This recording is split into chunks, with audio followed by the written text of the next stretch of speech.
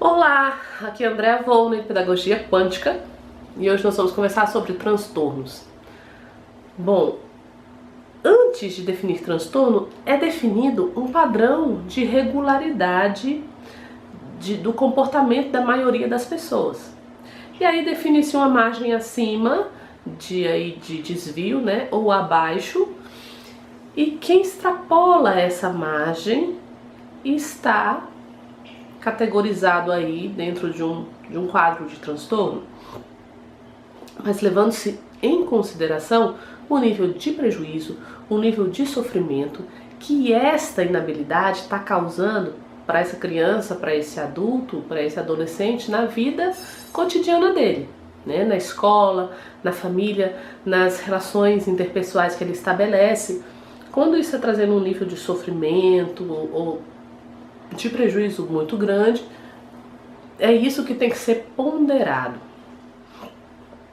Nós temos dois diagnósticos, dois manuais, né? O manual aí o DSM-5, que é o manual diagnóstico de transtornos mentais, e o CID-10, que eles trazem a relação desses transtornos, as características e como definir, né, cada um deles. E com base nestes padrões é que são definidos esses transtornos. Nós temos transtornos de diferentes tipos aí. A gente tem transtornos de ansiedade, transtornos de aprendizagem, de personalidade, transtornos alimentares, do sono, são vários tipos.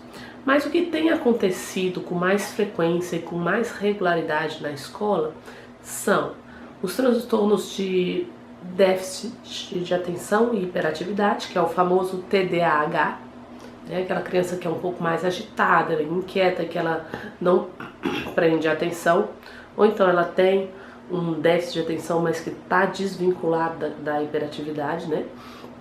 Temos também, que está aparecendo muito agora, o distúrbio do processamento auditivo.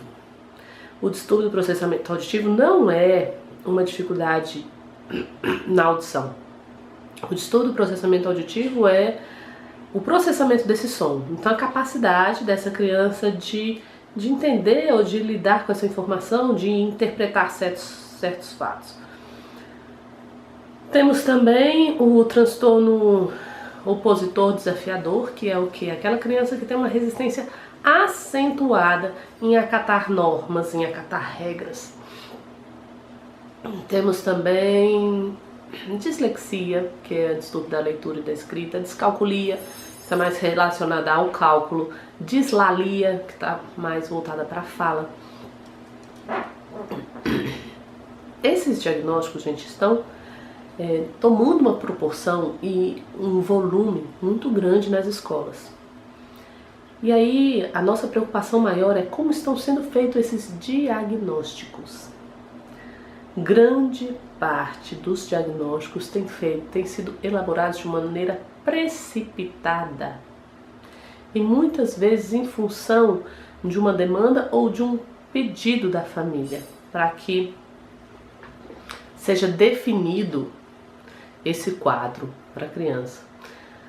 Só que a gente tem que saber que a gente está lidando com vidas e um diagnóstico, um carimbo de transtorno é uma alteração que você vai ter sequelas aí, muitas vezes irreversíveis na vida dessa criança.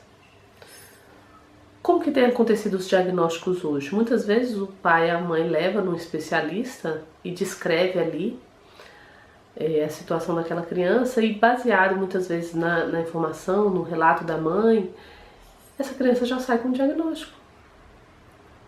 Isso é muito sério, gente. Isso é muito preocupante. Porque nós passamos por situações muito diferentes a cada momento da nossa vida. E essas situações que a gente vivencia de cunho emocional, muitas vezes, elas interferem na nossa produtividade, elas interferem no nosso comportamento. Com a criança não é diferente. Então, antes de levar essa criança a um especialista, buscando um diagnóstico, porque eu preciso de um diagnóstico para levar na escola, para apresentar na escola, para justificar a aprendizagem, a dificuldade do meu filho. Antes de qualquer coisa, nós precisamos buscar alternativas de estimular aquela criança para que não chegue a um nível patológico. A gente tem que esgotar as possibilidades de intervenção. Na escola nós estamos muito focados apenas no cognitivo. E outras questões que são pano de fundo são negligenciadas. As emoções, essa capacidade da criança se conhecer, perceber em si o que está acontecendo, regular e ajustar o seu comportamento com base nessa observação, ter um freio de um impulso.